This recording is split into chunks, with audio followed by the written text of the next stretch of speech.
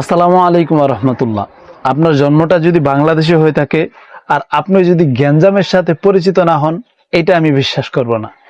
কয়দিন পর পরই গ্যাঞ্জাম, হয়তো সেটা ছোটখাটো কন্টেন্ট ক্রিয়েটর কিংবা বড় বড় ইউটিউবারদের মধ্যে, কখনো কখনো বাহিরে সাধারণ মানুষের মধ্যে, কিংবা রাস্তাঘাটে, দোকানপাটে, কিংবা অন্য অন্য জায়গায়, কিংবা আলেমদের মধ্যে দ্বন্দ্ব এটা থাকবেই। দ্বন্দ্ব এটা থাকবেই। আমি বাংলাদেশি হিসাবে বাংলাদেশের কথাই বলি, অন্য অন্য দেশের কথা আমি জানি না। বাংলাদেশে ছোটখাটো বিষয় থেকে আমরা তিল থেকে তাল বানাই। মানে একটা ছোট বিষয়, এইটারে যখন অন্যের কাছে উপস্থাপন করি, তখন সেইটারে বড় বানায় উপস্থাপন করি। আমরা জানি না যে এই ধরনের সিফত আমাদের কাছে কোথায় থেকে আসলো।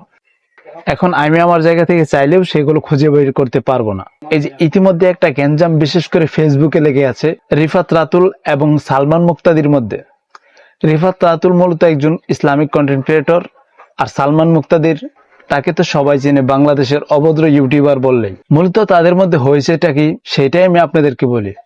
আমি ভিডিওর প্রথমে একটা কথা বলছিলাম যে আমাদের বাংলাদেশের মানুষেরা তিল থেকে তাল বানায়, ছোট একটা বিষয়টারে বড় করতে করতে এত বড় বানায়।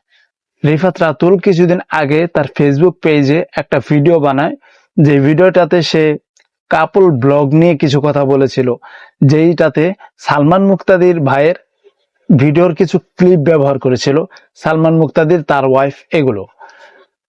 তারপর কোন একজন ব্যক্তি সালমান মুক্তাদিরকে সেখানে মেনশন দেয় রিফাত রাতুলের কমেন্ট বক্সে। সেখানে যে সে রিফাত রাতুলকে বন্ড বা আরো কিছু কিছু কথা বলে। তারপর সেই কমেন্টটা দেখে রিফাত রাতুল এইরকম রিপ্লাই দেয় যে গত 3 দিনের মধ্যে, মানে আগামী 3 দিনের মধ্যে যদি সে আমার কাছে সরাসরি কথা না বলে, আমার সরাসরি সামনে না বসে, আমার সাথে যদি সে এই বিষয়টা নিয়ে ডিসকাস না করে, ক্ষমা যদি না চায়, তাহলে আমি তার ব্যাপারে অ্যাকশন নিব। কিন্তু আমার এই ভিডিওটা যখন শুট করছিলাম তখন তাদের গ্যাঞ্জামের 4 দিন চলে। অতএব গতকালকে তাদের শেষ দিন ছিল, বাট এখনো পর্যন্ত কোনো সলিউশন হয়নি। অতএব ওই যে একটা গ্যাঞ্জাম ছোট থেকে বড় বানাই, সেটা নিয়ে দুনিয়া ছত্রাই, এইরকম করি আমরা। মূলত সালমান মুক্তাদির ভাইয়েরই রিফাত রাতুল ভাইকে সেই কথা বলা ঠিক হয়নি। কারণ উনি যে কথাগুলো বলেছিল সেগুলো শরীয়ত সম্মত।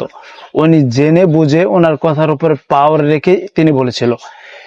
তা এই বিষয়ে তো এটা ক্লিয়ার হয় যে সালমান মুক্তাদির এখানে হেরে গেল, সে পারলো না রিফাত রাতুলের জবাব দিতে।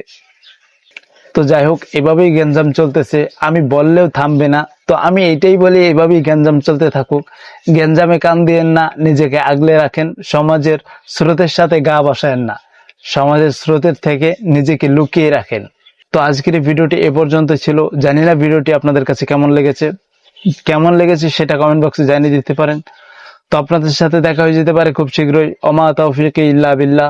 আসসালামু আলাইকুম ওয়া রাহমাতুল্লাহ।